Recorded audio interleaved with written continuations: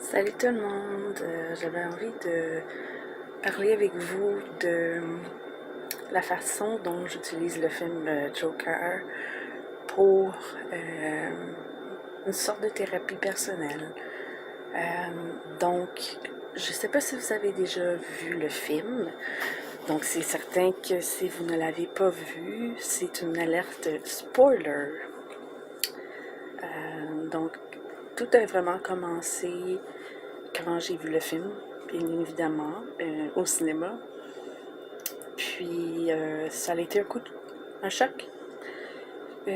Parce que au tout début, je comprenais pas encore pourquoi ça m'affectait autant. Mais c'est sûr qu'il y a vraiment la beauté du film en général. Il y a la musique, il y a les couleurs. C'était la première fois que je voyais un film qui était aussi beau que ça.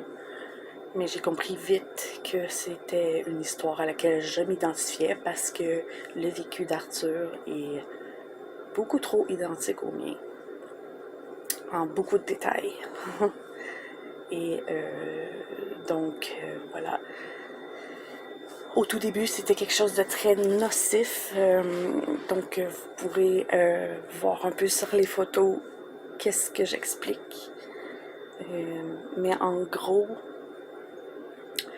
j'ai compris rapidement que moi, n'ayant pas accès à la thérapie, parce que j'ai trop une situation de vie précaire. Au début, je le faisais parce que c'était vraiment un besoin vital. Je regardais les scènes sans arrêt. Ça me faisait mal, autant que j'aimais le film, autant que la musique est vraiment belle. C'était une des choses aussi qui me faisait fondre en larmes. C'était aussi une des choses qui me faisait fondre en larmes, la musique. J'ai vite compris que de refaire les scènes du film me permettait de libérer beaucoup d'émotions que j'avais gardées en moi pendant très longtemps. Des émotions concernant l'abus, que ma mère m'a fait, qui est comme dans le film, et c'est arrivé plusieurs fois. Des émotions aussi, juste par exemple, quand Joker va à Murray à la fin, la colère qui sort, c'est la même colère que j'ai envers le système. Tout. C'est beaucoup quelque chose qui est très long à expliquer, que je pourrais pas expliquer ici par vidéo, mais je vous invite vraiment à lire un peu plus si ça vous intéresse. Mais aussi, ce que je voulais faire dans cette vidéo-là, c'est d'expliquer un peu le type d'émotion que je peux passer à travers et vous montrer des exemples de scènes, pas de scènes, mais je veux dire de vidéos que je fais. Et souvent, ce n'est pas que les scènes du film que je refais, mais je me mets dans le peau du personnage. Puis, c'est pas quelque chose que je dois faire. Bon, je me concentre. J'ai l'impression d'avoir toujours vécu les mêmes émotions que ce personnage-là, même s'il est fictif. Le même vécu. Donc, moi, quand que je m'habille en Joker ou en Arthur, les émotions viennent très naturellement. C'est assez intense. Donc, pour certains, ça peut sembler quelque chose de négatif. Pour moi, c'est vraiment quelque chose de libérateur. C'est vraiment quelque chose de cathartique, si je pourrais dire. Puis, ça m'aide beaucoup, ce processus-là. Donc, il y a vraiment toutes sortes de... un range d'émotions, comme je peux dire là en anglais, d'émotions que je peux vivre. Donc, qu'est-ce que je disais? Je m'excuse en avance si j'ai de la misère, je m'éparpille dans mon discours. Des fois, c'est quelque chose qui vient me chercher quand je parle de ce film-là, parce que j'ai jamais vécu ça auparavant, un film qui me captive autant. C'est vraiment une passion. C'est ça, non, je passe vraiment par plusieurs ranges d'émotions. Oui, c'est ça ce que je voulais dire en premier, c'est que quand que je fais des vidéos et que je fais des émotions d'Arthur, des émotions de Joker, c'est pas seulement des vidéos pour les scènes de films que je refais. Parce qu'à un moment donné, si je fais seulement les scènes de films, oui, j'exprime quelque chose, mais c'est pas assez. Je me sens limitée. Donc, je me mets dans l'univers du film et je fais des choses qui sont parallèles à ma vie, à ma propre vie, et qui auraient pu arriver pendant le film. Ou je peux faire, c'est jamais avant, c'est jamais arrivé encore là, que je fasse quelque chose qui est dans l'histoire avant. Donc, par exemple, dans le film, c'est en 1981. J'ai jamais fait quelque chose qui aurait pu être 1980, mais je fais quelque chose qui est 1982.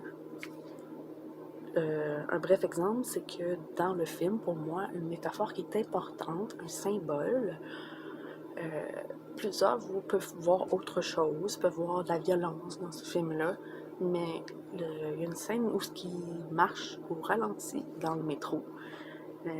Donc, il s'enfuit des policiers et tout. Et pour moi, l'énergie qui dégage dans cette scène-là est quelque chose de vraiment fort, puissant, avec la musique. Pour moi, je veux dire, je pourrais en parler longtemps, mais je ne considère pas dans le film qu'il finit heureux.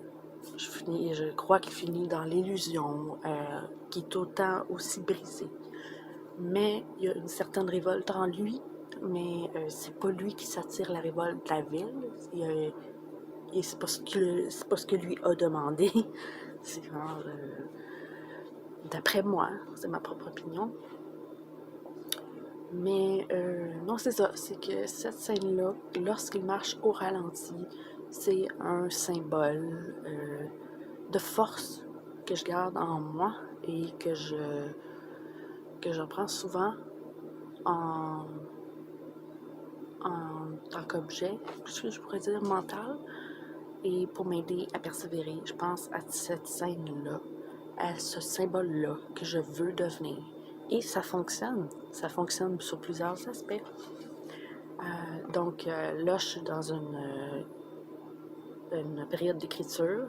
Donc j'ai commencé à faire des vidéos par rapport à ça. Et c'est l'hôpital de Gotham, un institut psychiatrique. C'est une histoire politique qui va arriver avec, suivant la mort de Thomas Wayne. C'est en lien avec ma vie, avec notre société, les soins en santé mentale. Je peux pas en dire plus, mais il va y avoir de la révolte, il va y avoir beaucoup de choses. Ça va être une métaphore de moi, comment j'ai été traitée. C'est une métaphore aussi de la société, comment elle est traitée. C'est un mélange de théâtre, de sociologie, de manière d'exprimer mon mécontentement envers mon vécu, le vécu de plusieurs personnes. Donc, c'est vraiment, vraiment intéressant, c'est créatif. Puis, pour moi, ça, c'est quelque chose qui va suivre après le film, en 1982. Mais il va y avoir des rappels d'événements du film. Donc, voilà.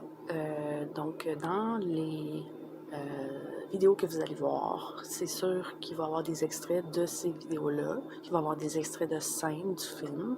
Mais il va y avoir aussi des extraits d'autres vidéos aléatoires comme ça. Donc, c'est sûr que pour commencer, je pourrais parler de la tristesse, de la mélancolie, de ces émotions par rapport à la solitude, à la dépression, l'abandon, le sentiment de ne pas être écouté, d'être jugé, la lourdeur du vécu quotidien, vraiment. La peur, c'est comme l'enfant brisé qui n'a jamais été écouté.